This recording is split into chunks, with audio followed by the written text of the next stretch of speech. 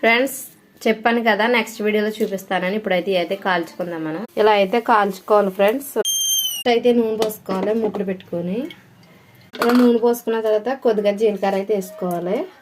నూనె కాగిన తర్వాత ఇప్పుడైతే కొద్దిగా పచ్చిమిరకాయలు వేసుకోవాలి. మనం పచ్చిమిరకాయ అయితే ఇలా ఫ్రై అయితే చేసుకోవాలి. శుభ్రంగా అయితే కొత్తిమీర అయితే కడుక్కోవాలి.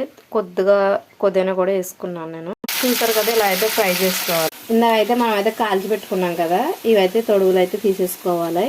చూసారు కదా ఇలా కాల్చుకుని పక్కన అయితే పెట్టుకోవాలి. ఇలా తీసుకుని అయితే పక్కన పెట్టుకోవాలి. ఇలా అయితే ఫ్రై చేసుకోవాలి. కొత్తిమీర కొద్దిగా చింతపండు అయితే వేస్తున్నాను దీంట్లో. అంతా మిక్సీ పట్టుకోవాలి. మీకు శనగకాయలు అవి ఉంటే దాంట్లో కూడా పెట్టుకోవచ్చు. అయితే పచ్చడి అయితే రెడీ అయింది. తాలింపు అయితే పెడుతున్నాం.